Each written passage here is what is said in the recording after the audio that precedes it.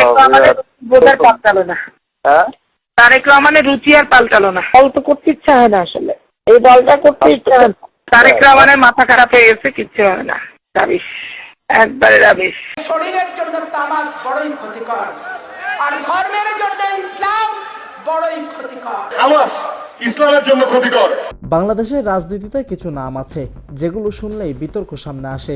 সৈয়দ আসিফ আশরাফি পাপিয়া তেমনই এক নাম।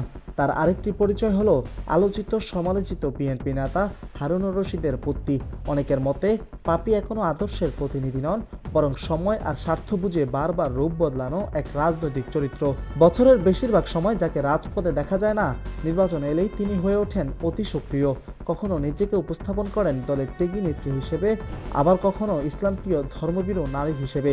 কিন্তু প্রশ্ন হচ্ছে, এই পরিচয়গুলো কি বিশ্বাসযোগ্য, নাকি কেবল ভোটের সময়ের জন্য সাজানো মুখোশ?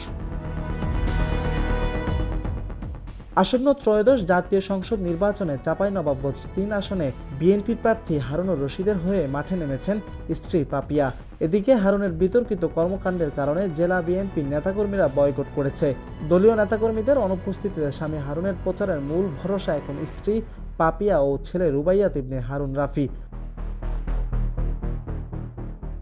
স্থানীয়রা মনে করেন, ভোট এলেই পাপিয়ার জীবনযাপন, পোশাক আশাক এবং ভাষার দৃশ্যমান পরিবর্তন আসে।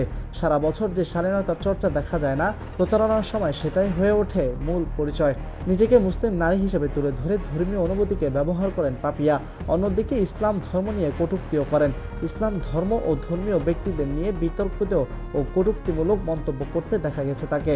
শরীরের জন্য তামাক বড়ই ক্ষতিকর, আর ধর্মের জন্য ইসলাম বড়ই ক্ষতিকর। একাধিক নির্বাচনী জনসভায় ধর্মীয় পরিবেশ তৈরি করার চেষ্টাও চোখে পড়েছে।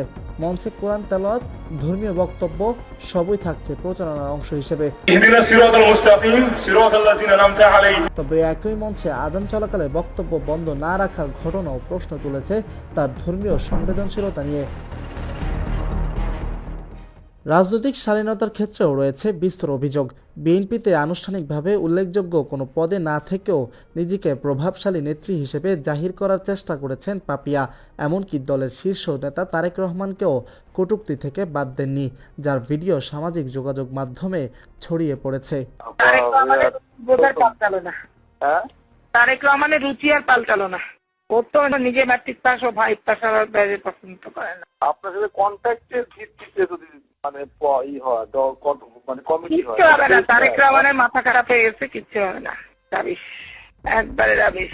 সাথে যারা কন্ট্যাক্ট আছে তাদের রেকমেন্ডেশন, ওনার সাথে উনি তো পছন্দই করে না কোনো ভালো লোককে, ভদ্রলোককে, যোগ্য লোককে। উনার পছন্দটাই তো ওরকম। এই জন্য দল তো করতে ইচ্ছা হয় না আসলে, এই দলটা করতে ইচ্ছা হয় না। শুধু রাজনৈতিক নেতৃত্বই নয়, ধর্মীয় বক্তা মিজানুর রহমান আজহারি প্রবাসী বাংলাদেশিরা তার দাম্ভিকতার তীর্থ থেকে রেহাই পায়নি। প্রবাসীদের নিয়ে করা মন্তব্যে ব্যাপক ক্ষোভ ছড়িয়ে পড়ে সামাজিক যোগাযোগ মাধ্যমে। এ নিয়ে স্বামী হারুন ক্ষমাও চেয়েছিলেন। আমি বললাম যে আজারি সাহেব তো নিজেই আসছে মালয়েশিয়া থেকে সুন্দর পরিবেশে খাওয়ার জন্য। ফুলগুলা চেহারায় পুলিশের হাতের মাইনের পাশে দাগও করেনি, আরাম আয়েস করে ফুটফুট করে হেলিকপ্টারে আসছে। রেমিটেন্স দেয়, তো তাদের পরিবারের জন্য তারা টাকা পাঠায়। তাদের পরিবার ভিটামাটি বিক্রি করে ছেলেকে বিদেশ পাঠায়, তো সে তার দায়িত্ব আছে তার পরিবারকে টাকা পাঠানোর। তার জন্য বাংলাদেশের রাজনীতিতে অংশ দিতে হবে, ভোটার বানাতে হবে, কে বলছে? সবচেয়ে গুরুতর অভিযোগ আসে তার রাজনৈতিক দ্বিচারিতা নিয়ে। বিএনপির রাজনীতির সঙ্গে যুক্ত থেকেও শেখ হাসিনা সরকারের সময় গোপনে আওয়ামী লীগের সঙ্গে সুসম্পর্ক রেখে রাজুকের প্লটও ভাগিয়ে নেন পাপিয়া। নিজেকে নির্যাতিত ও ত্যাগী নেত্রী হিসেবে তুলে ধরলেও বাস্তবে ক্ষমতাসীনদের সুবিধা নেওয়ার এই অভিযোগ পাপিয়ার বিশ্বাসযোগ্যতাকে বড় প্রশ্নের মুখে ফেলেছে। এখানেই শেষ নয়, একজন নারী নেত্রী হয়েও ভিন্ন মতের নারী সংগঠন ইসলামী ছাত্রী সংস্থার বিরুদ্ধে জনসভা থেকে পুলিশের হাতে তুলে দেওয়ার হুমকি দেওয়ার অভিযোগ উঠে তার বিরুদ্ধে। এই বক্তব্যকে অনেকেই গণতান্ত্রিক চর্চার পরিপন্থী বলে মন্তব্য করেন। পরিবারের ভূমিকাও আলোচনার বাইরে নয়। সম্প্রতি রাজনৈতিক সহিংসতার অভিযোগে হারুন পাপিয়া দম্পতির ছেলে রুবাইয়াত ইবনে হারুন রাফিকে আদালতে তলব করা হয়, যা নতুন করে বিতর্কের জন্ম দেয়। বিশ্লেষকরা বলছেন, এবার পরিস্থিতি আগের মতো নয়। এবারের ভোটের বড় একটি অংশ তরুণ ভোটার। তারা সামাজিক যোগাযোগ মাধ্যমে সক্রিয়, তথ্য যাচাই করে সিদ্ধান্ত নেয়। মুখোশ, নাটক আর ধর্মের অপব্যবহার সবই এখন তাদের চোখে ধরা পড়ে।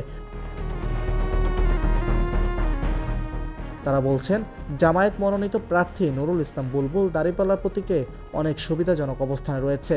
বিশ্লেষকদের মতে এবার হারুন পাপিয়া দম্পতির জন্য জনগণকে বিভ্রান্ত করা সহজ হবে না, কারণ সময় বদলেছে, ভোটার বদলেছে। প্রশ্ন এখন একটাই, এই নির্বাচনে কি আবারও মুখোশ জয়ী হবে, নাকি সচেতন জনগণই দেবে চূড়ান্ত জবাব?